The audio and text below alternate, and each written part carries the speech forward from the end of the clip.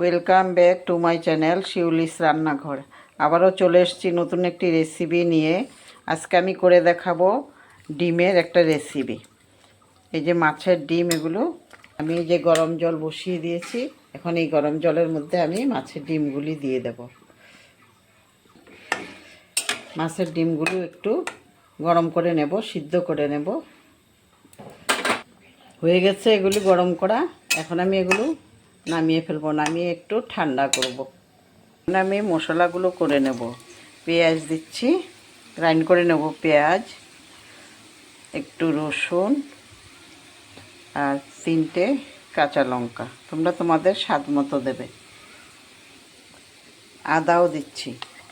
এগুলি আমি এখন গ্রাইন্ড করে নেব। মাছের ডিমগুলোর মধ্যে একটু হলুদ দিচ্ছি, একটু নুন দিচ্ছি, একটু লঙ্কা বাটা দেব, আর আলু আমি সিদ্ধ করে রেখেছিলাম, আলু সিদ্ধ দেবো এটার মধ্যে। এটাকে এখন ভালো করে মাখতে হবে। মাখা হয়ে গেছে। এখন আমি ছোট ছোট গোল্লা করে এগুলো সব ভেজে নেব। তেল গরম হয়ে গেছে, যে তেলের মধ্যে দিচ্ছি একটা একটা করে।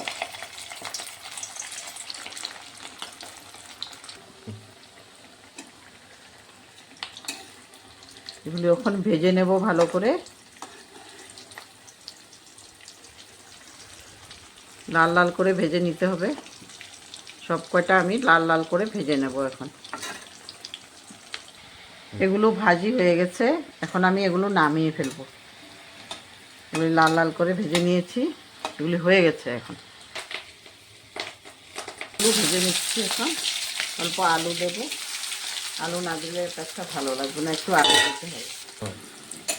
আলুগুলো ভাজা হয়ে গেছে। এখন আমি নামিয়ে ফেলবো।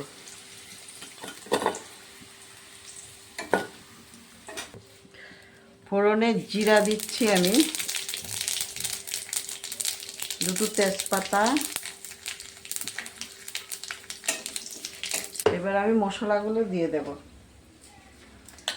এখানে আদা, লঙ্কা, রসুন, পেঁয়াজ বাটা ছিল, এগুলো দিয়ে দিচ্ছি। হলুদ, নুন তোমাদের আন্দাজ মতো দেবে, যে যেমন খাও। জিরে বাটা, জিরে গুঁড়ো, বাটা না, গুঁড়ো, ধনে গুঁড়ো আর একটু কাশ্মীরি লঙ্কার গুঁড়ো।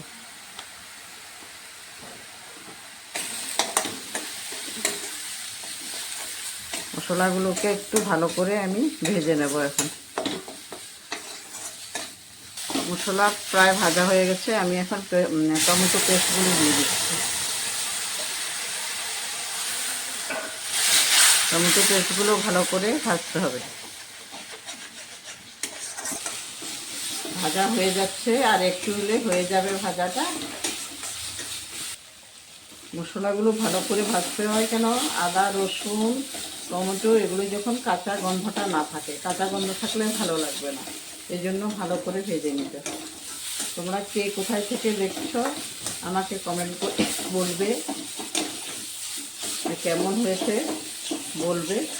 আবার কি তোমরা আর কি খেতে চাও আমাকে বলবে কমেন্ট করে, আমি তোমাদেরকে দেখাবো।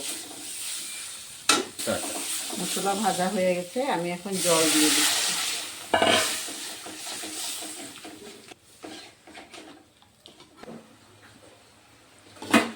আলুগুলো দিয়ে দেব। এখন বড়াটাও দিয়ে দিচ্ছি।